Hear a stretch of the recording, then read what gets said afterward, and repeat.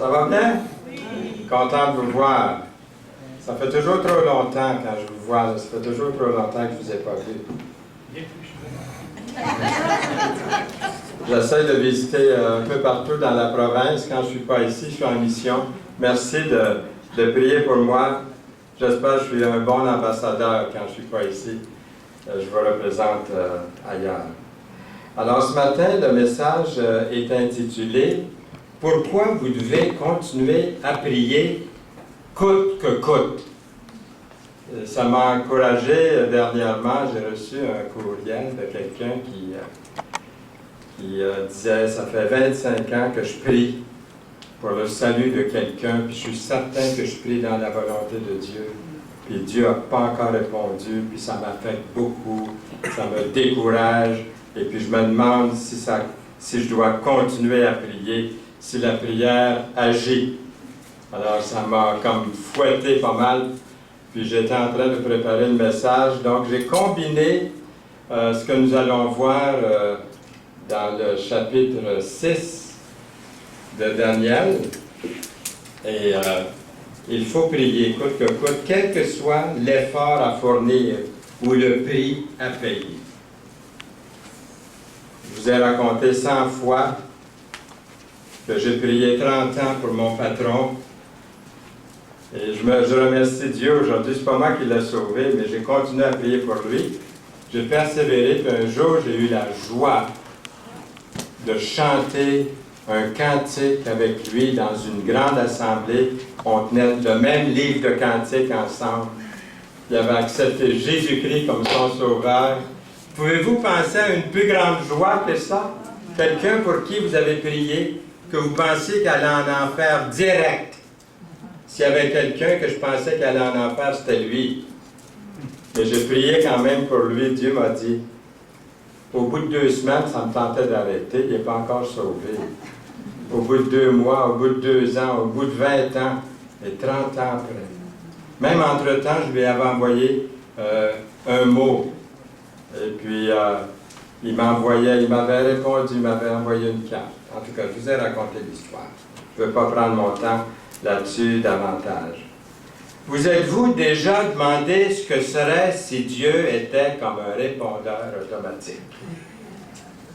Vous lui demandez quelque chose et puis, ça pourrait ressembler à peu près à ceci. Si vous désirez parler à l'ange Gabriel, appuyez sur le 1. Si vous désirez parler à l'ange Michel, appuyez sur le 2. Si vous désirez parler à tout autre ange, appuyez sur le 3. Si vous voulez que le roi David vous chante un psaume, appuyez sur le 4.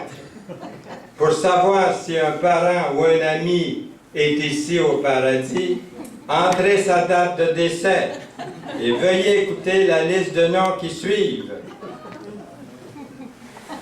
Pour les réservations à la maison du Père, appuyez simplement sur les lettres J-E-A-N sur le clavier, suivi par les numéros 3.16. Bon, pour obtenir des réponses à des questions sur les dinosaures, l'âge de la Terre ou l'arche de Noé, vous devez attendre jusqu'à ce que vous arriviez jusqu'ici. Alors, la vérité est que Dieu est toujours disponible. Il est disponible. La ligne n'est jamais occupée. La ligne n'est jamais occupée. Vous pouvez toujours venir à Dieu librement. Daniel est notre exemple d'un homme de prière. Devant les pires situations, il n'y avait pas d'espoir. C'était fini. On tourne la page. Il a persévéré dans la prière. Vous pouvez demander à peu près à n'importe qui. Faites-le, vous allez voir. Dites-lui que vous aimez le livre de Daniel dans la Bible. Et il ou elle vous répondra « Ah oui, Daniel dans la fosse au lion! Tout le monde connaît l'histoire. C'est dans le chapitre 6. Alors, je vous inviterai, si vous avez vos Bibles, de l'ouvrir. Il se peut, de temps en temps, que vous aimeriez jeter un coup d'œil dans votre version. Je vais les mettre quand même, les textes, à l'écran. Oui, mais comme vous savez, il y a beaucoup plus que ça dans le livre de Daniel. Que Noël, pas Noël, mais que Daniel dans la fosse au lion. Il semble bien que presque tout le monde connaît l'histoire de Daniel dans le chapitre 6. Malheureusement, pour beaucoup, c'est tout ce qu'ils connaissent, qu'ils savent, au sujet de ce livre merveilleux qui fournit pourtant beaucoup d'informations sur les événements multiples de la fin des temps.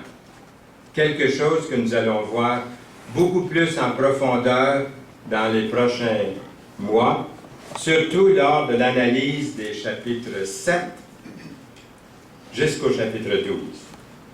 Dans le chapitre 6, ici, nous allons voir que la foi de Daniel est mise à l'épreuve encore une fois de plus. Regardez le verset 1 du chapitre 6. Darius trouva bon d'établir dans le royaume 120 satrapes, qui devaient être dans tout le royaume. Il mit à leur tête 3 chefs, au nombre desquels était Daniel, afin que ces satrapes leur rendent compte et que le roi ne souffre aucun dommage. Daniel surpassait les chefs et les satrapes parce qu'il y avait en lui un esprit supérieur. Vous aussi, vous avez cet esprit-là. Si vous avez connu et reconnu Jésus-Christ comme votre Sauveur et Seigneur dans votre vie. Et le roi pensait à l'établir sur tout le royaume, au verset 3. Même dans sa vieillesse, Daniel, parce qu'ici, là, dans le chapitre 6, il est âgé, Daniel est un homme influent même dans sa vieillesse, parce qu'il est demeuré un homme honnête et intègre. Daniel n'était pas comme l'homme qui a envoyé une lettre à l'impôt sur le revenu. Écoutez bien, écoutez bien ce qu'il a écrit. On ne peut pas lire, j'ai mis la lettre embrouillée un peu, là, pour pas qu'on puisse voir le nom et tout ça. Il écrit « Chers messieurs, l'année dernière, quand j'ai rempli ma déclaration d'impôt sur le revenu, j'ai délibérément triché sur mon revenu. Maintenant, je ne peux plus dormir la nuit.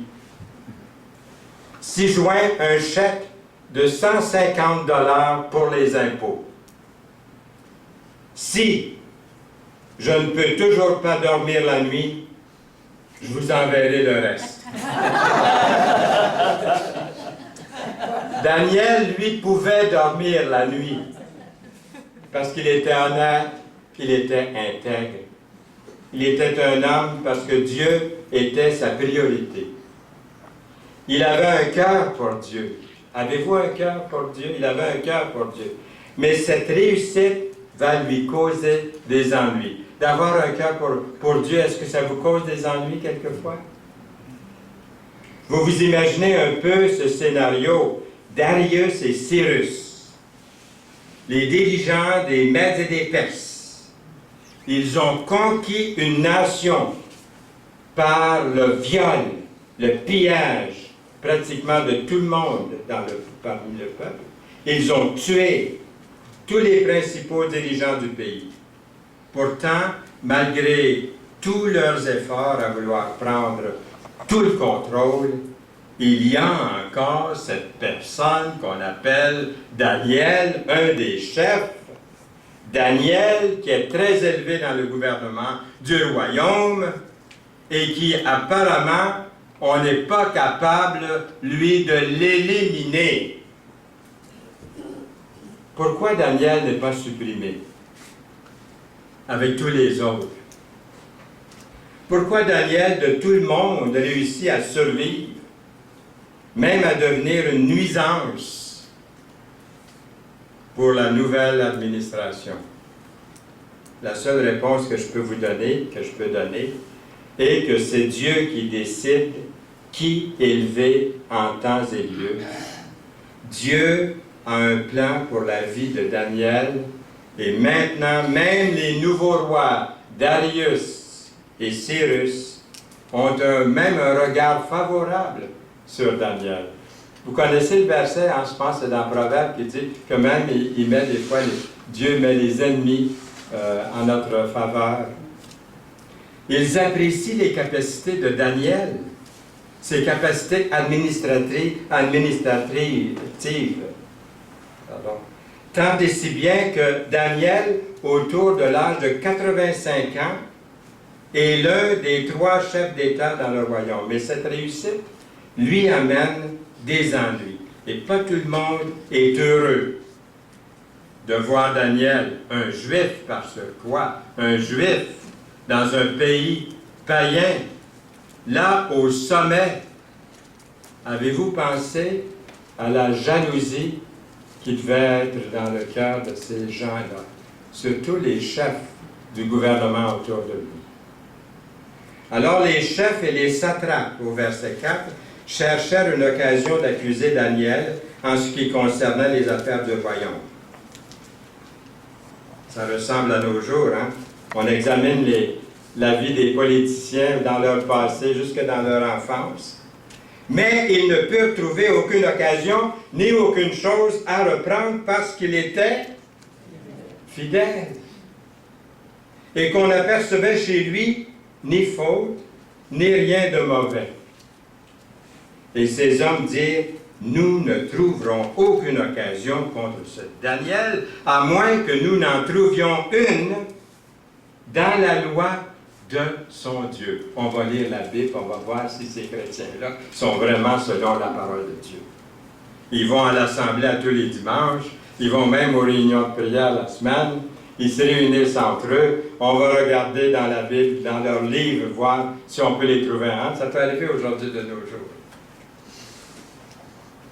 Puis ces chefs et ces satrapes se rendirent tumultueusement auprès du roi et lui parlèrent ainsi.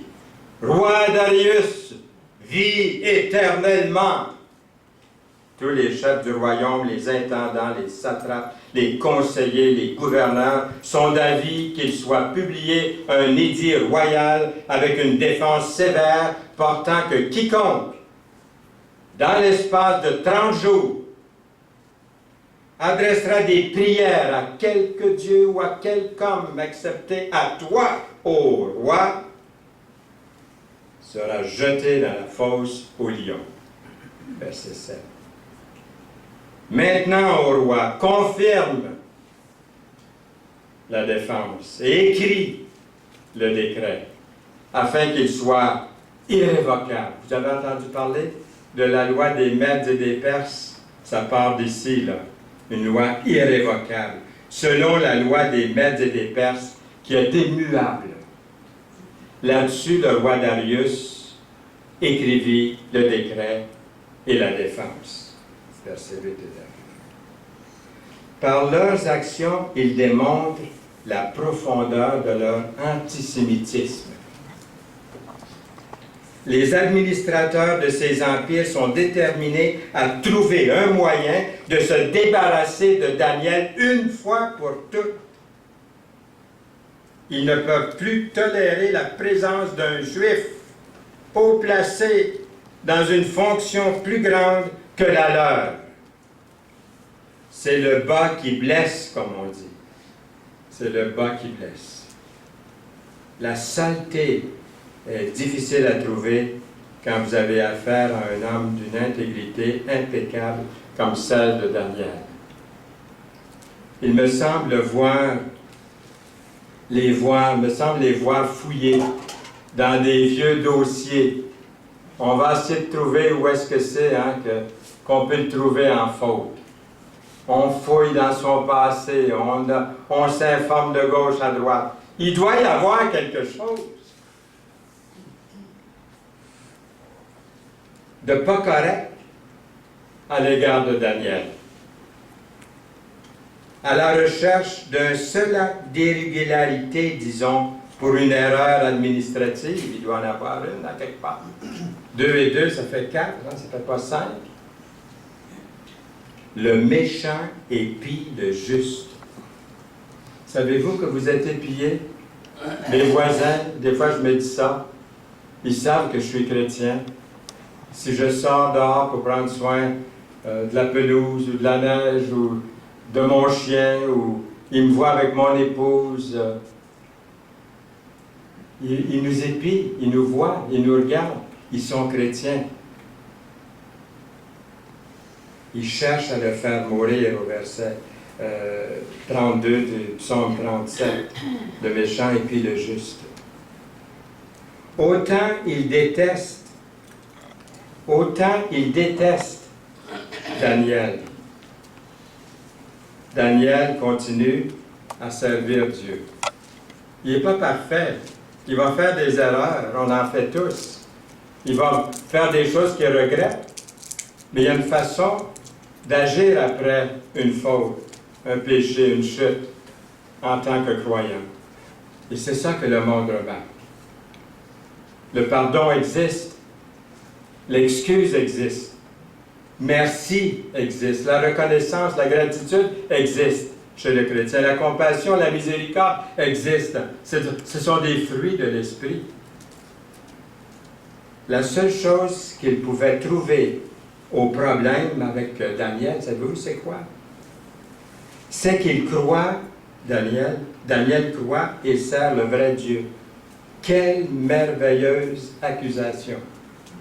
Si la seule chose qu'on pouvait me reprocher, c'est d'être chrétien, de lire la Bible, puis d'aimer le Seigneur, puis d'aimer mon prochain, puis de rendre service, si c'était la seule, de prier Dieu, d'être chrétien, selon la parole de Dieu, ça serait merveilleux, hein? Serait-il pas merveilleux si nos détracteurs disaient tous la même chose à propos de vous et de moi? Il ne serait pas dit de nous que si nous restons des chrétiens attachés à la Bible, c'est juste ça espérons que c'est juste ça qui va rester. Ça, c'était des gens attachés à la Bible. Des personnes qui vivent une vie consacrée pour leur Père céleste. Continuez à prier coûte que coûte. Ne vous découragez pas de prier. Coûte que coûte. Daniel n'a jamais cessé de prier. Puis pour cette raison-là, ses collègues administrateurs ont pensé qu'ils avaient enfin découvert ce qu'ils cherchaient. Le pistolet fume encore. On l'a trouvé. Il prie. Puis il ne prie pas le roi. Il prie qui? Il prie un Dieu invisible. Un Dieu qu'on n'a jamais vu, qui ne s'est jamais montré. Au moins, nous autres, on a quelque chose à montrer. On a des idoles d'or, de pierre, de bois. On a toutes sortes d'idoles, mais lui, il prie un Dieu invisible. Et on l'a. On le tient. Lâchez-les pas. Tenez-le. Il faut continuer à prier. Il est important de réaliser qu'il n'y a pas que quelques-uns qui ont comploté contre Daniel. Rappelons-nous qu'il y avait 120 princes. 120 princes et 3 présidents, dont Daniel. Ça signifie, vous avez fait le calcul, qu'il y avait 122 fonctionnaires du gouvernement en vertu des Mèdes et des Perses qui se sont détournés de Daniel. Le vote était donc de 122 contre 1. Comment vous voulez que Daniel remporte ces élections à 122 contre 1? Comment un politicien, aujourd'hui, on est en plein dedans, là, peut survivre devant de telles comparaisons? Voyez-vous ce que la jalousie peut faire? Quelqu'un pourra dire je me saoule jamais, je commets pas d'adultère, je vole pas, j'ai jamais tué personne, mais si son cœur est rempli de jalousie, ce péché-là va le séparer de la présence de Dieu pour l'éternité. Sauf si la repentance sincère et sérieuse se produit pour lui ou pour elle, devant Dieu, devant le Seigneur. Dans Galates, chapitre 5, les versets 19 à 21, il est écrit « Or, les œuvres de la chair sont évidentes. Ce sont la débauche, l'impureté, le dérèglement, l'idolâtrie, la magie, les rivalités, les querelles, les jalousies, les animosités, les disputes, les divisions, les sectes, l'envie, l'ivrognerie, les excès de table et les choses semblables. Je vous dis d'avance, comme je l'ai déjà dit, que ceux qui commettent de telles choses n'hériteront point le royaume de Dieu. » La parole de Dieu ne cesse de nous rappeler d'examiner notre cœur, à savoir si nous sommes jaloux de la position, de la richesse ou de l'appartenance, de l'apparence des autres. Daniel n'a pas à se comparer avec les voisins de son époque, et nous non plus. Daniel a des objectifs beaucoup plus élevés. Et son message pour nous, pour vous, est que si nous voulons vraiment connaître Dieu, nous aussi, nous devons avoir des buts, des objectifs qui reflètent notre amour pour le Sauveur. Alors, regardez bien ce qui est arrivé. Au verset 10. Lorsque Daniel sut que le décret était écrit, il se retira dans sa maison, où les fenêtres de la chambre supérieure étaient ouvertes dans la direction de Jérusalem, et 3 fois par jour il se mettait à genoux, il priait et louait son Dieu comme il faisait auparavant. Rien de changé. Il y a une menace là, qui pèse sur sa vie. Rien de changé. En paix. Alors ces hommes entrèrent tumultueusement et ils trouvèrent Daniel qui priait et invoquait son Dieu. Verset 12. Puis ils se présentèrent devant le roi et lui dirent au sujet de la défense royale, « N'as-tu pas écrit une défense portant que quiconque dans l'espace de 30 jours adresserait des prières à quelque dieu ou quelque homme excepté à toi, au roi, serait jeté dans la fosse aux lions? » Le roi répondit, « La chose est certaine, selon la loi des Mèdes et des Perses, qui est immuable. » Au verset 13, ils prirent de nouveau la parole et dirent au roi, « Daniel, l'un des captifs de Juda. » On voit que c'est avec mépris, là, qu'il s'adresse au roi au sujet de Daniel. Ils disent, « N'a tenu aucun compte de toi, ô roi, ni de la défense que tu as écrite. » Et il fait sa prière 3 fois par jour. Le roi fut affligé quand il entendit cela. Il prit à cœur de délivrer Daniel. Et jusqu'au coucher du soleil, il s'efforça de le sauver. Mais il est pogné dans la loi des Mèdes et des Perses. Au verset 15, « Mais ces hommes insistèrent auprès du roi et ils dirent, « Sache, ô roi, que la loi des Mèdes et des Perses exige que toute défense ou tout décret confirmé par le roi soit irrévocable. » Quelle idée infaillible, la fosse au lion!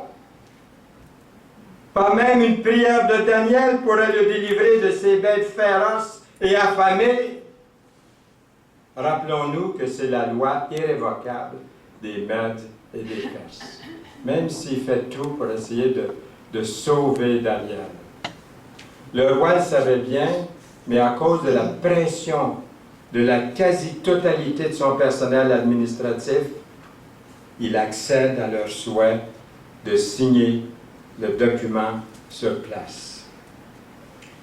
Voici là, ici, un roi puissant, un roi très puissant, Darius, qui signe un décret sous la contrainte considérable seulement pour être mis au courant que son ami, parce que Daniel était l'ami de Darius, son ami, un conseiller, un confident, Daniel a été pris en flagrant délit de prier le Dieu des Hébreux. Peu importe les circonstances, le peuple de Dieu que nous sommes, que vous êtes, doit continuer à prier. Malgré les apparences. Est-ce que les apparences étaient bonnes pour Daniel? Il entendait déjà gronder les lions. Hein? Il n'avait pas mangé ce repas depuis combien de jours, là? Puis apparemment, il y en avait peut-être 200 lions, d'après ce que j'ai vu dans les traditions. Il pouvait y avoir jusqu'à 200 lions dans ces fosses-là. Dans le livre de Samuel, nous découvrons que de ne pas prier, d'abandonner la prière, c'est péché. Regardez le verset 1 Samuel 12, 23. « Loin de moi aussi de pécher contre l'Éternel, de cesser de prier pour vous. » C'est quelque chose, hein? Trouvez-vous ça fort? Je vous enseignerai le bon et le droit chemin. Le bon et le droit chemin, c'est de prier. C'est la volonté de Dieu. Ne vous découragez pas. Persistez, persévérez dans la prière. N'abandonnez pas la prière. Ne serait-ce que d'être dans la présence de Dieu quelques instants par jour. D'avoir cette communion avec lui. C'est ça qui est important dans la prière. C'est pas tellement ce qu'on lui demande, c'est d'être dans sa présence. Il est avide de votre affection. Il est avide de votre amour. Daniel, tout en sachant que le décret a été signé et que sa vie est en grand danger, pourtant il continue à prier 3 fois par jour, selon la coutume juive, et pas seulement prier, mais prier devant sa fenêtre ouverte. Il faut le faire. Il voulait que chacun sache ce qu'il faisait et à qui il donne toute son allégeance. Pourquoi Daniel n'est-il pas plus discret? Il n'aurait pas pu prier à genoux, hein? Comme c'est marqué dans la Bible, ferme ta porte puis mets-toi à genoux seul. Il n'aurait pas pu être un peu plus discret, là, lui, là? Il ne court pas un petit peu après, là? Est-ce qu'il ne pourrait pas prier sa fenêtre fermée? Puis se mettre à genoux près de son lit? Quel mal à être un peu plus modéré, voyons donc. Allez-y prier, mais n'en faites pas une affaire à ce point-là. Je vous garantis que ça me parle fort, moi, là, ce que je viens de dire. Là.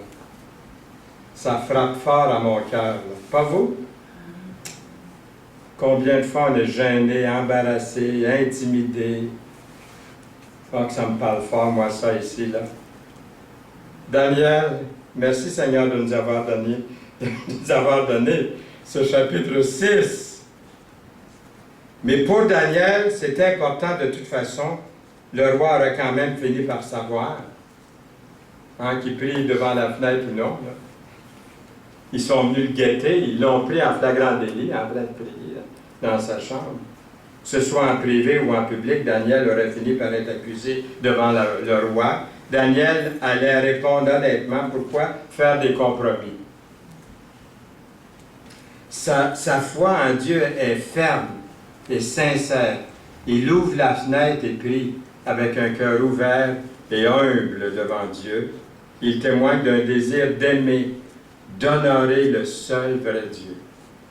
Dans Matthieu 10, 32 et 33, nous lisons, c'est pourquoi quiconque se déclarera publiquement pour moi, Jésus qui parle ici, il dit, quiconque se déclarera publiquement pour moi, je me déclarerai moi aussi pour lui devant mon Père qui est dans les cieux. Vous imaginez ces jours-là quand le Seigneur va vous nommer, puis dire, je vous présente mon enfant bien-aimé, puis il donne le nom. Puis là, vous avez je sais pas moi, des milliards hein, de personnes. Ça ne sera pas merveilleux, ça? Mais quiconque me reniera devant les hommes, je le renierai aussi devant mon Père qui est dans les cieux. Plus tard, Jésus ajoute, car quiconque aura honte de moi et de mes paroles au milieu de cette génération adultère et pécheresse, le Fils de l'homme aura aussi honte de lui quand il viendra dans la gloire de son Père avec ses saints anges. Alors que les 6 premiers chapitres de Daniel sont plus historiques de dévotion, il ne faut pas oublier, je vous le rappelle, que le contenu essentiel du livre de Daniel est sur le retour du Messie. Il ne faut pas perdre ça de vue. Dans les prochains chapitres, vous allez voir qu'on va en parler pas mal. La venue du Seigneur Jésus-Christ qui va revenir à nouveau à un certain moment. Avez-vous hâte? Pas plus que ça? Oui. Ah, dans le temps où Jésus nous rappelle que si nous avons eu honte de lui, il aura honte de nous. Alors, c'est maintenant le temps de vivre pour lui, là. Darius se rend compte qu'il a été trompé par son personnel pour obtenir un homme, Daniel, fautif, d'avoir prié le vrai Dieu. Le problème, c'est que leur homme, Daniel, est aussi l'homme de Darius. Vous avez des amis inconvertis, j'en ai aussi, des amis inconvertis que j'aime beaucoup, beaucoup. Puis eux m'aiment beaucoup, je pense aussi. Mais je n'ai pas à me compromettre devant eux, hein, n'est-ce pas? Je n'ai pas à me compromettre. Je demeure ce que je suis devant eux. Darius aime Daniel. Pour lui, c'est pas tellement important que Daniel soit juif ou qu'il soit un captif amené à Babylone quand il était jeune, ou qu'il adore le Dieu d'Abraham, d'Isaac et de Jacob. Daniel est son ami, un point, c'est tout. C'est comme ça. Mais maintenant que son ami Daniel est sur le point d'être jeté dans la fosse, tout est de sa faute. À Darius, l'amour véritable cherche toujours à renverser même les plus stricts décrets, même les plus contraignants. La loi des Mèdes et des Perses. Darius a cédé à la pression d'être celui que le peuple doit adorer lui seul à tout prix. Maintenant, il en paie le prix, les conséquences de perdre son ami Daniel. Et ce soir-là, imaginez-vous ce soir-là, mettez-vous à la place de Darius ce soir-là, il est incapable de dormir. Darius voudrait bien, s'il le pouvait, annuler le décret, le terrible décret. Mais il est lié par la loi des Mèdes et des Perses, qui ne peut pas, pour aucune raison, être modifié. Daniel, à peu près autour de 85 ans, est sur le point d'être dévoré. C'est pas drôle de finir sa vie comme ça, hein? On dit ça souvent. C'est bête, c'est bête. Je ne fais pas un jeu de mots, hein? C'est bête de finir sa vie comme ça. C'est tout ce que Darius peut penser, là. Daniel qui va être jeté au lion féroce tout au long de sa longue nuit, douloureuse nuit. Alors le roi donna l'ordre qu'on amène Daniel et qu'on le jette dans la fosse au lion. Le roi prit la parole et dit à Daniel, « Puisse ton Dieu, que tu sers avec persévérance, te délivrer. » On dit amen à ça, hein? Imaginez-vous un roi païen. Quel témoignage on peut avoir des fois pour les gens qui nous entourent. C'est rien pour vous et pour moi de vivre en chrétien. Au fond, c'est naturel de vivre le surnaturel quand Jésus est en nous. Mais les gens le remarquent donc très, très fort, beaucoup plus fort que vous pouvez vous l'imaginer. Vous dites, oui, mais moi, je ne suis pas un très bon chrétien. Ils voient quelque chose en vous. Vous êtes un enfant de Dieu, avec vos erreurs, vos chutes, vos échecs. Mais ils voient quelque chose.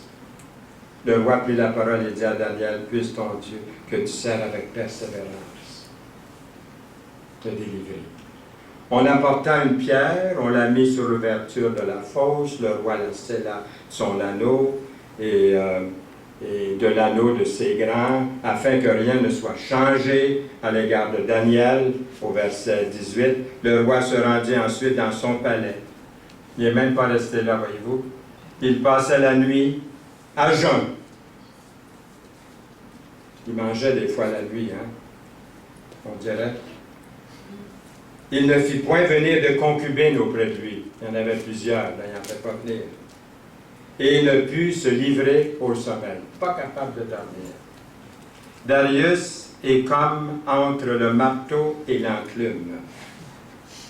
La mort atroce de son ami est imminente. Mais notez ce que le roi avait dit. Puisse ton Dieu que tu sers avec persévérance te délivrer. Tout un vote de confiance pour Daniel. Darius espère que le Dieu de Daniel le délivre de cette situation, pour le moins dire désastreuse. Mais comment Daniel peut-il s'en sortir sans douleur, sans destruction de son corps? Je me pose la question, très très vite, une petite parenthèse que je... Pourquoi Darius utilise la fosse au lion au lieu de la fournaise ardente, comme on a vu là, pour le Shadrach, Meshach et Abednego? J'ai appris que c'est parce que les anciens dirigeants de Babylone en faisaient leur pratique d'utiliser une fournaise comme principal moyen d'exécution de leurs ennemis, comme ils avaient tenté de le faire avec les 3 jeunes Hébreux. Mais maintenant, sous une nouvelle administration, celle des Mèdes et des Perses, ce n'est pas le moyen approprié d'exécution pour les Mèdes et les Perses. Parce que autres, ils donnent leur allégeance à une religion, à une autre religion qui s'appelle le zoroastrisme. Ils adorent le dieu du feu. Le dieu du feu, c'est ce qu'ils adorent, le dieu Attar. Pour eux, utiliser le feu pour exécuter leurs ennemis serait de profaner leur enseignement, et puis ce serait un sacrilège. Leur alternative au feu est une grande fosse au lion, et ça ne se compare pas aux cages là, du zoo de Granby. C'est autre chose que vous avez ici. Là. Les bêtes sont affamées, elles sont prêtes à dévorer tout ce qui peut leur tomber sous la dent. Pouvez-vous vous imaginer ce qui se passe dans la tête de Daniel à ce moment-là? Est-ce que vous êtes capable? Est-ce que je suis capable de me mettre à sa place? Pas vraiment, mais j'essaie. Alors qu'il sera précipité parmi les lions enragés. On ne sait pas ce que Daniel a dit à Dieu dans sa prière, lorsqu'il est sur le point d'être jeté dans la grande fosse aux lions, des lions affamés. Est-ce qu'il a prié? On ne sait pas, là, j'imagine, s'il te plaît, Seigneur. Moi, en tout cas, j'aurais dit, épargne-moi, Seigneur! Hein? À grand cri et à grand pleur. Seigneur, épargne-moi, permets pas que ça arrive, que je sois jeté. Ne permets pas que Darius ordonne que je sois mangé par ces bêtes féroces. Seigneur, je suis en train de prier, selon ta volonté, réponds-moi. C'est dans ta volonté. Tu as besoin de me répondre. Je fais ta volonté. Je suis un serviteur de Dieu. Ne permets pas que je sois lancé dans la fosse aux lions. Mais je suis lancé pareil dans la fosse aux lions. Vas-tu me répondre, Seigneur? Ça fait 10 minutes que je te prie, Seigneur. Non. Apparemment, Darius n'a pas choisi d'être présent, comme on a vu, pour voir ce qui allait se produire. Il craignait peut-être l'inévitable. C'est quoi l'inévitable? Hein, qu'il reste quelques os, là. Au lieu de cela, il est retourné dans son palais, où il a passé une nuit blanche. Les danseuses habituelles, l'orchestre, la nourriture, la nuit de réjouissance, tout annulé. Darius jeûne, prie à sa manière, pour que Dieu, le Dieu des Hébreux, mette son bouclier de protection autour de son ami. Au verset 19, le roi se leva au point du jour, avec l'aurore, et il alla précipitamment à la fosse aux lions. En s'approchant de la fosse, il appela Daniel d'une voix triste. Le roi prit la parole et dit à Daniel, « Daniel, serviteur du Dieu vivant, ton Dieu, que tu sers avec persévérance, a-t-il pu te délivrer des lions? » Et Daniel dit au roi, « Roi, vis éternellement. » Oh, wow! Wow! Verset 22. Mon Dieu a envoyé son ange et fermé la gueule des lions, qui ne m'ont fait aucun mal parce que j'ai été trouvé innocent devant lui et devant toi non plus, ô roi. Je n'ai rien fait de mauvais. Verset 23. Alors le roi fut très joyeux. Vous imaginez la scène, hein? Il ordonna qu'on fasse sortir Daniel de la fosse. Daniel fut retiré de la fosse. Et on ne trouva sur lui aucune blessure, parce qu'il avait eu confiance en son Dieu. Le temps entre le cri du roi et de la réponse de Daniel doit avoir semblé comme une éternité. Hein? Ça devait être comme... Hey, ça, c'est le temps le plus long de toute la vie du roi, là. Puis de Daniel, il s'est dépêché à répondre. Alors, quel est le score? Hein? Le score est Daniel 1. Les lions, 0. 1-0. Ben, ça mérite une bonne main d'applaudissement, ça. Gloire à Dieu, hein? Gloire au Seigneur pour ça. Les lions, 0. Parce que Dieu est en charge. Jésus a été capable d'arrêter le vent. Hein? Il était capable de marcher sur les eaux. Jésus était capable de guérir un lépreux, de toucher un lépreux. Il a été capable de prendre la main d'une petite fille et de la ressusciter. Il a été capable de dire à Lazare, « Lazare, sors! » Il l'a nommé par son nom parce que tous les morts seraient sortis. Il est puissant. Et Dieu s'est manifesté ici pour sa gloire. Alors, ce n'est pas par hasard que l'auteur du livre des Hébreux va écrire beaucoup plus tard cette délivrance victorieuse quand il déclare au chapitre 11, verset 33 d'Hébreux, « Qui, par la foi, vainquirent des royaumes, exercèrent la justice, obtinrent des promesses, fermèrent la gueule des lions. » Alors Dieu a paralysé la gueule des lions. Le roi ordonna que ces hommes qui avaient accusé Daniel soient amenés et jetés dans la fosse aux lions. Eux, leurs enfants et leurs femmes, c'est cruel, hein? C'est un roi vraiment cruel. Et avant qu'ils soient parvenus au fond de la fosse, les lions les saisirent et brisèrent tous leurs œufs. Ils étaient vraiment féroces. Ces lions ont fait périr la jalousie des conspirateurs. Puis en éliminant toutes ces personnes-là, le roi, il met fin à la possibilité de représailles contre sa propre vie aussi. Hein? Un assassinat potentiel contre lui. Le psaume 105 dit, verset 15, « Ne touchez pas à mes oins, hein, à mes serviteurs, aux enfants de Dieu. Ne faites pas de mal à mes prophètes. » Alors, certains lions d'aujourd'hui attendent de vous dévorer en tant que serviteur de Dieu. Parfois, vous pouvez penser que la prière est seulement pour les gens spirituels. Vous savez ce que je veux dire? Mettez de côté les formalités, mais entrez simplement. Des fois sans parole. Seigneur, j'entre dans ta présence. Pas besoin de formules ou de grandes paroles. Il est capable de lire nos pensées. Il lit même quoi? Nos larmes. Laissez tomber une larme de temps en temps. C'est la meilleure parole que vous pouvez y voir votre sincérité.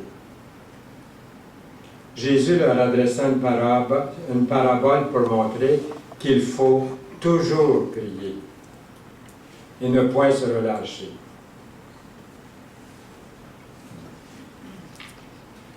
Est-ce que Dieu nous délivre toujours de notre fosse aux lions?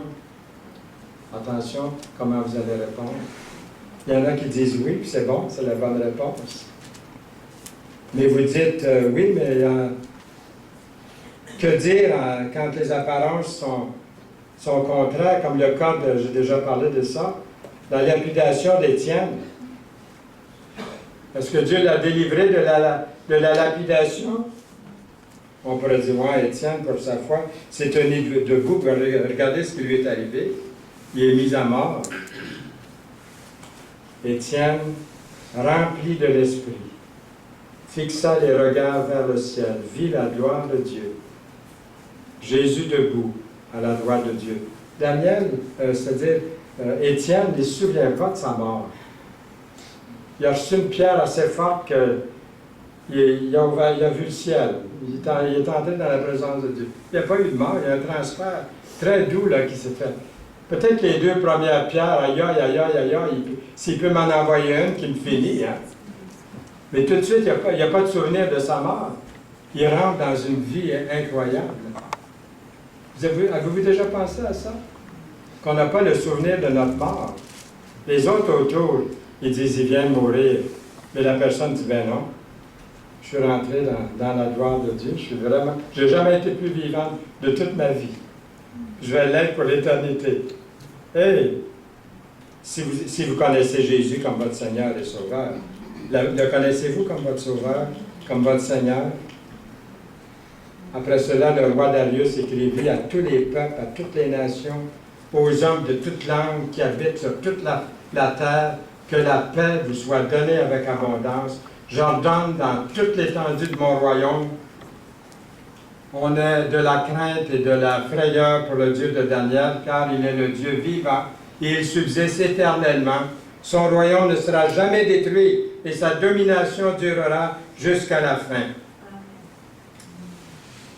C'est lui qui délivre et qui sauve, nous lisons au verset 27, qui opère des signes et des prodiges dans les cieux et sur la terre. C'est lui qui a délivré Daniel de la puissance des lions. Daniel prospéra sous le règne de Darius et sous le règne de Cyrus le Perse. Jésus a dit dans Jean 6, 44, « Nul ne peut venir à moi si le Père qui m'a envoyé ne l'attire. » Soyez toujours joyeux, priez sans cesse, rendez grâce en toutes choses, car c'est à votre égard la volonté de Dieu en Jésus-Christ. Amen. Amen. Merci Seigneur pour ta parole et pour l'exemple que nous avons dans l'Ancien Testament par cet homme qui est resté fidèle au cours de sa vie. Accorde-nous aussi la même fidélité pendant toute notre vie, à tous les jours. D'être fidèle toute une vie, c'est d'être fidèle à tous les jours, à toutes les semaines, tout le temps, constamment. Seigneur, que nous puissions, nous aussi, nous mettre à genoux, ouvrir une fenêtre et regarder vers Dieu, le prier sincèrement, communier avec lui, être dans sa présence souvent, pour ta plus grande gloire. Nous voulons te louer et te bénir. Amen.